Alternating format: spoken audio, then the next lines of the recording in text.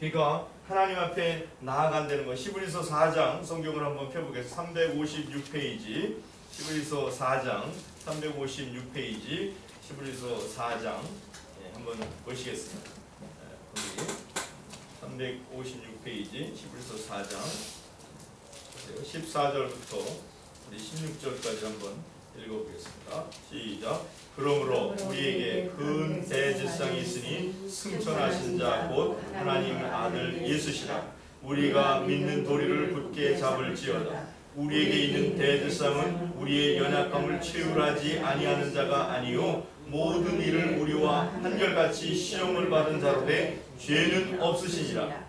그러므로 우리가 긍휼하심을 받고 때를 따라 돕는 은혜를 얻기 위하여 은혜의 보좌 앞에 담대히 나아갈 것이니라. 그래서 우리가 은혜의 보좌 앞에 이 담대하게 나가는데 우리 것을 가지고 담대할 수 없어요. 우리가 이렇게 큰 힘을 갖고 있는 사람들 앞에 가도 덜덜덜 떨리잖아요. 그렇게 담대함이 갖는 것이 쉽지가 않아요. 근데 만화형 만주의 주 대신 하나님 앞에 나갈 때 어떻게 덜덜덜 떨리지 않겠습니까? 그런데 우리가 이때 담대히 나갈 수 있는 것은 우리를 긍휼히 여기시고 우리를 보호하시고 함께 하시는 그리스도로 말미암아서 간다. 이게 중요한 거예요. 예수님이 왜 죄 없으신 분이 시험을 받으시는가? 우리 죄된 우리들을 이끌어서 하나님 앞에 이끌어 가시기 위해서. 그래서 우리 주님은 구원의 창시자라, 아르코게스라고 했어요.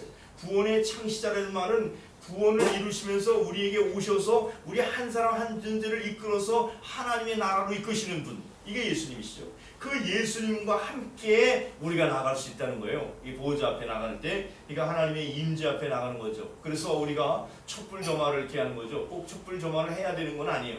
그렇지만 우리가 심볼릭하게 촛불 두 개를 들고 이렇게 앞으로 나가는 거죠. 하나는 뭐예요? 예수님의 신성, 디비니티. 하나는 예수님의 인성. 이 인성과 신성, 우리를 위해서 구원해 주고 오신 예수님, 그 주님을, 그 주님이 우리를 이끌어 하나님의 보좌 앞에 나가는 거예요. 그래서 그 촛불을 점하니까 여러분이 촛불 점할 때 주님의 임재를 상징하고, 그렇죠. 우리 주님의 하나님의 동등됨을 여기지 않으신 그 주님, 하나님 그 자체이신 주님, 그리고 우리에게 인간의 몸을 입고 우리의 나와 동일하게 아이덴티파이 하셔서 나를 그 하나님의 거룩한 존재로 이끄시는 그 주님, 그래서 우리의 주님이에요. 로드의 로드, 나의 주님이에요. 그래서 그 주님과 더불어서 하나님의 임재 앞에 나간다는 걸 심볼릭하게 우리의 촛불점화로 하는 거예요. 저거 왜 하나, 그런 분들이 있어요. 근데 모르면 부러우시면 돼요. 괜히 쓸데없는 거 왜 하나 이렇게 하는 분들이 있는데 천만의 말씀이에요. 그러니까 교회의 모든 색깔이나 이런 의식은 다 미닝이 있어요. 그러니까 그 미닝을 잘 알려고 노력하는 자세가 중요하지. 제가 그 부목사로 했을 때 저 경상도에서 무슨 장로교 교인이 지금은 장로가 되셨어요. 근데 우리 촛불 점할 때마다 불편하다는 거예요. 마음이 이거 왜 이거를 해가지고 촛불 점할 때 꼭 절간에 불 붙이는 것 같이 이렇게 이런 걸 하냐고 그렇게 느낀다는 거예요. 그 정말 저도 미국에 처음에 왔을 때는 한국 교회는 전통적으로 그렇지 않거든요. 이게 촛불 점화가 없어요. 다 이제 일곱 촛대를 서고 계시록 전통에 의해서 일곱 촛대 사이에 계시는 주님을 심볼릭하게 상징하는데, 미국에는 우리 이제 특별히 미국 교회들은 이렇게 촛불 점화하는데, 그것을 이제 제가 이렇게 설명을 하는데도 설명을 들었는데도 늘 불편하다고 그러더라고요. 근데 그건 몰라서 그 사람이 자기 경험이 편해서 그런 거지, 새로운 것에 대해서 오픈니스가 미닝이 그런 것이로구나 그렇게 생각하면 되는 거죠. 자, 그래서 우리가 그 촛불을 보면서 우리가 하나님의 임재 보좌 앞에 나아간다고 하는 것, 이것을 가지고 우리가 나아가시는 거예요. 예배에는 우리 구별함이 있어요. 우리 구별함이 예배당으로 다 이게 들어오기 전에 예배당으로 들어올 때 이 예배당의 구조가 인간의 몸처럼 되어 있어요. 우리 영과 혼과 육의 구조, 몸이라고 했잖아요. 그리스도의 몸이라. 에베소 1장 23절에 그런 말씀이 있죠. 교회는 그의 몸이니. 그가 누구겠어요? 그리스도의 몸이라. 교회는 그리스도의 몸이에요. 그러니까 여러분, 교회에 대해서 오해하시면 큰 한인회 같이 생각하거나 무슨 동문회 같이 생각하거나 무슨 개의 모임처럼 생각한다고 그러면 전부 다 그리스도의 몸이에요. 그래서 목사가 주관할 수도 없어요. 장로가 주관할 수도 없습니다. 하나님의 뜻이 이루어지는 교회가 되어야 돼요. 여러분이 이것을 반드시 명심해야 돼요. 이 뜻이 하나님의 뜻인지, 목사가 돼도 하나님의 뜻이 아니면 그것을 반대하셔야 돼요. 우리가 이것이 하나님의 뜻을 세워가는 교회이기 때문에 하나님의 뜻을 따라가야 됩니다. 그래서 교회는 그리스도의 몸이니 만물을 안에서 만물을 충만케 하는 자의 충만이라. 이 만물을 구원하시고 충만케 하시는 하나님의 은혜로 사랑으로 충만해지는 게 구원의 완성이잖아요. 그것을 이루시는 것이 그리스도의 몸된 교회예요. 이게 얼마나 중요한지 몰라요. 교회가 유일한 대안이야. 이 세상의 변화의 유일한 대안은 교회인데 교회가 무너지는 거예요 지금. 이 시대가 안타까우면 교회가 무너져요. 교회가 무너질 때 제일 먼저 목회자가 무너지는 거예요. 담임 목사가 무너지는 거예요. 어떤 모양이 됐든 무너져요. 벌뜯든지 뭐라든지. 그래서 사단에 쓰이는 거예요. 사단에. 그래서 교회가 지금 현대 교회가 만신창이가 되고 있어요. 그렇기 때문에 여러분들이 이 교회의 소중함을 아셔야 돼요. 그래서 이 교회라는 예배당 자체가, 이 건물 자체가 교회가 아니에요. 이게 심볼릭하게 상징하는 것이 우리 주님의 몸을 심볼릭하게 상징하는구나. 그래서 들어올 때 앞에 제단이 있는 것이고, 이렇게 여기에 항상 테이블 있잖아요. 이 테이블은 성찬 테이블에 여기 설교 말씀의 떡과 성찬의 떡이 두 가지를 통해서 우리가 영광을 먹는 성찬, 여기 세례식, 여기 우리가 있어요. 물 담는 게 있다. 이게 이 입구에 있는 경우도 많아요. 이 입구에 있는 게.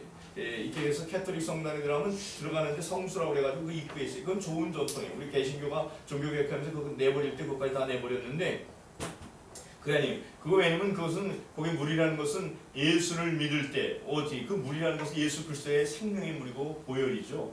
그래서 우리가 예수를 믿음으로써 어떻게 돼요? 하나님의 자녀가 되는 거 아니에요. 영접하는 자, 곧 그 이름을 믿는 자에게 하나님의 자녀가 되는 권세를 주셨으니, 이 영접하는 자가 세례를 주죠. 로마서 6장에 있는 것처럼 세례는 뭐겠어요? 예수님과 함께 죽는 것이고 예수님과 함께 부활하는 거예요. 그래서 영원한 우리의 죄가 해결되고 영원한 하나님의 생명을 담지는 것이 세례예요. 그래서 뭐가 되면 우리가 하나님의 자녀가 되는 거예요. 하나님의 자녀가 되면 뭐가 있어요? 그리스도의 몸된 교회에, 그리스도의 몸의 지체가 되는 거예요. 바디 오브 크라이스트의 지체가 되는 거예요. 이게 교회예요. 이게 교회예요. 우리는 인비지블 처치, 우리 우주의 그리스도께서 몸을 이루시는 허다한 구름 같은 증인들이 있는 히브리서 12장에 있는 말씀처럼 그런 것이 우주적 교회예요. 그걸 이뤄가는 거죠. 자꾸 이뤄가는 거예요. 이 교회는 로컬 처치는 그 교회의 모양을 내면서 여기서 구원받는 자를 거기다 등록시키는 거예요. 계속 우리 교회가. 교회는 이 교회에서 저 교회로 옮겨갈 수 있어요. 여기서 시험들은 저렇게 할 수 있어요. 그러나 그리스도의 몸을 떠나서는 구원은 없는 거예요. 이것이 우주의 마지막 대안이고 가장 중요한 대안이에요. 그러니까 교회를 떠나서는 구원받을 수가 없는 거예요.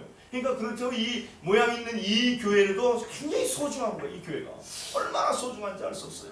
이 일을 하는 거니까. 그래서 여기 들어갈 때마다 우리가 성수 이렇게 물을 이렇게 찍어 바르는 것은 이렇게 성부, 성자, 성령의 이름으로 세례를 받은 것을, 예수님께서 요단강에 물 세례 받을 때 그렇죠. 거기 성부 하나님의 임재가 있었고 성령의 역사가 있고 예수님이 있어요. 성삼위 하나님의 역사로서 세례식을 했잖아요. 그것은 우리를 위해서 예수님이 친히 세례 받으심으로 우리가 그 세례를 보여주신 거죠. 그래서 하나님의 자녀가 되는 그런 과정이란 말이죠. 그렇기 때문에 우리가 이렇게 구원받은 하나님의 자녀가 그리스도의 몸된 예배를 통해서 이 심볼릭한 교회 예배당을 오면서 이 예배에 들어올 때마다 이 성수를 바르는 거죠. 성부 하나님 그 은혜를 기억합니다. 이렇게 하는 거죠. 그런데 그것만 맨날 찍어 바른다고 해서 되는 게 아니라 그게 형식화가 됐죠. 캐톨릭에서는 그게 자꾸 형식화가 돼가지고 그 마음과 믿음은 없는데 이것만 찍어 바르면 되는 거예요. 이게 형식화가 되니까 개신교에서는 형식이 중요한 게 아니라 진짜 고백이 중요하고 내용이 중요하다. 그래서 우리는 그런 형식화되는, 잘못 형식화되면 바리새인들과 율법주의자들과 이렇게 되는 거 아니겠어요?